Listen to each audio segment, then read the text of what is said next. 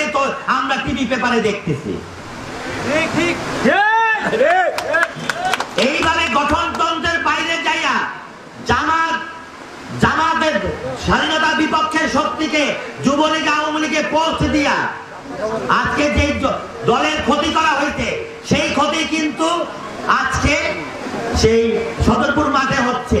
আমি জননেত্রী শেখ হাসিনাকে বলবো যে আপনি যে সাহসী ভূমিকা যেভাবে আপনি ঢাকা শহরের প্রত্যেকটা জায়গায় আপনার নিজের দলের লোক দিয়ে শুরু করে দুর্নীতি বন্ধ করার জন্য যে ব্যবস্থা আপনি নিছেন, আমি আপনার কাছে অনুরোধ করব একইভাবে প্রত্যেকটা জেলা উপজেলায় চাঁদাবাজ, দুর্নীতিবাজ, মহিলা কলেজের শিক্ষক নিয়োগের টাকা নিয়ে যারা দুর্নীতি করছে তাদের বিচারও করবেন।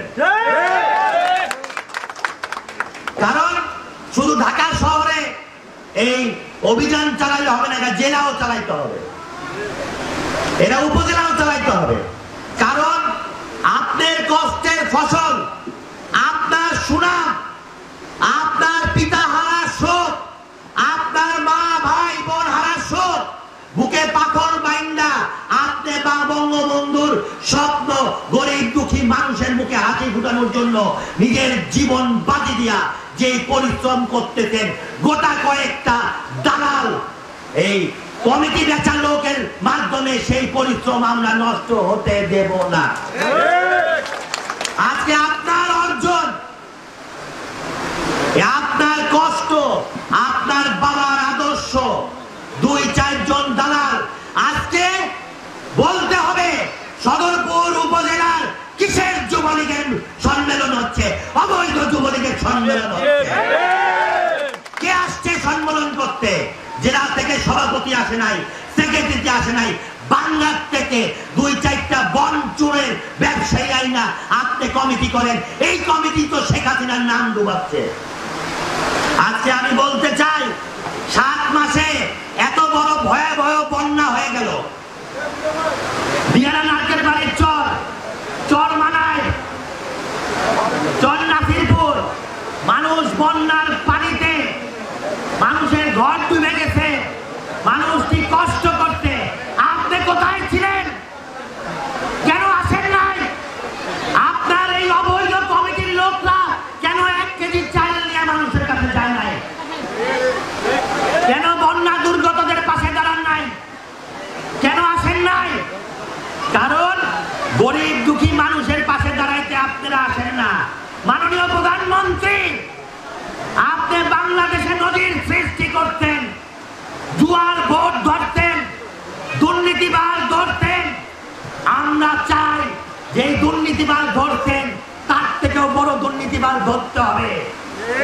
যদি আজকে জুয়ার টাকা ধরে থাকেন, যদি আজকে এই দুর্নীতির টাকা ধরে থাকেন, তাহলে মাননীয় প্রধানমন্ত্রী, আপনি বঙ্গবন্ধুর কন্যা, আপনার উপরে ছাড়া জাতি তাকায় আছেন বিচারের জন্য। তাহলে কেন পানামা ব্যাংকে কোটি কোটি টাকা পাচার হয়ে গেছে সেই হিসাব কেন তারা দিচ্ছে না? ওই সব চোরদেরও আপনার ধরতে হবে।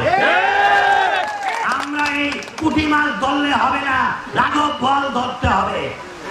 আর ওই রাঘব বোয়ালকে পানামা কেলেঙ্কারিতে কোটি কোটি টাকা গরিব দুঃখী মানুষের পাচার করতে ওই যুদ্ধ অপরাধী রাজাকার আল বদল এই বাংলা সদরপুর ভদ্রাসনের যে উন্নয়ন চুরি করে গেছে ওই রাজাকার কাজী জাফরুল্লাহ বিচার করতে হবে।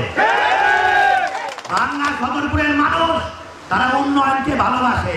বিগত 5 বছরে যে শ্রম আমরা দিছি, যে কষ্ট আমরা দিছি, যেইভাবে মানুষের পাশে দাঁড়াইছি, ইনশাল্লাহ তার প্রতিদান এই 3 থানার মানুষ ব্যালটের মাধ্যমে ওই রাজাকারকে দেখাই দিতে যে মানুষ উন্নয়ন চায়।